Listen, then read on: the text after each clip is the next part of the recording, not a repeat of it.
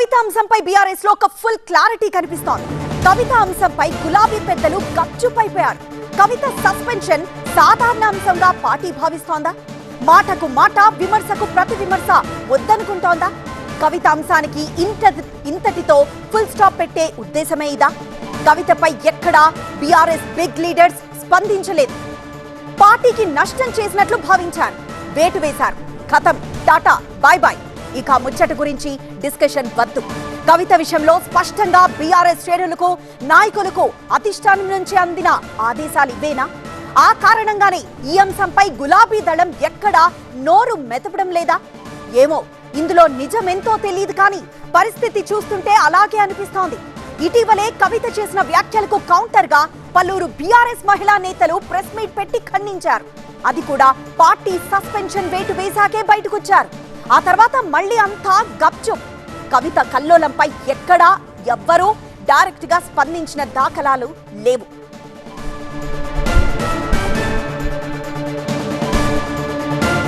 ఇది బీఆర్ఎస్ వ్యూహాత్మక మౌనంగానే రాజకీయ వర్గాలు అభిప్రాయపడుతున్నాయి. ఈ విషయంలో ఆ పార్టీ ఫుల్ క్లారిటీతో ఉన్నట్లు తెలుస్తోంది. తన సస్పెన్షన్ పై స్పందిస్తూ కవిత మరోసారి ప్రెస్ మీట్ పెట్టినా ఇతర పార్టీల నుంచి తప్ప బీఆర్ఎస్ నుంచి కీలక నేతల స్పందన లేదు. కవిత మీడియా సమావేశం ముగిసిన గంట, 2 గంటల వ్యవధిలోనే ఎర్రవల్లి ఫామ్ హౌస్ లో చేరికల కార్యక్రమం జరిగింది.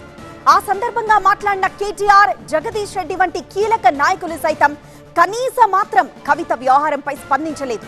కేసీఆర్ పై కుట్ర జరుగుతోందంటూ బీజేపీ, కాంగ్రెస్ లపై ఆరోపణలు గుప్పిస్తూ జగదీష్ రెడ్డి పరోక్షంగా ఈ అంశాన్ని ప్రస్తావించినా కేటీఆర్ మాత్రం ఏమీ అనలేదు.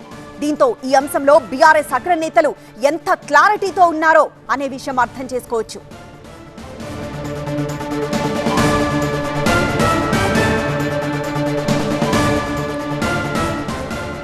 ఆమె వ్యాఖ్యలతో, వ్యవహార శైలితో పార్టీకి నష్టం కలుగుతోంది కాబట్టే సస్పెండ్ చేశాం.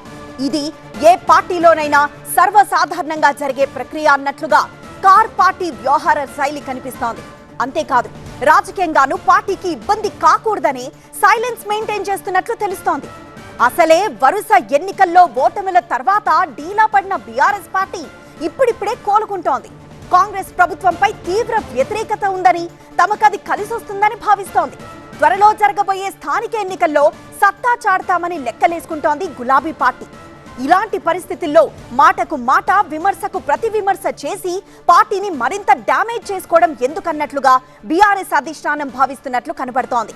గీత దాటినందుకు వేటు వేశాం, దట్స్ ఇట్ అన్నట్లుగా ఈ వ్యవహారాన్ని ఇంతటితో వదిలేయాలన్న ధోరణిలో ఆ పార్టీ ఉన్నట్లు తెలుస్తోంది. ఆ విధంగానే పార్టీ శ్రేణులకు, నాయకులకు క్లియర్ కట్ ఆదేశాలు అందినట్లు ప్రచారం జరుగుతోంది.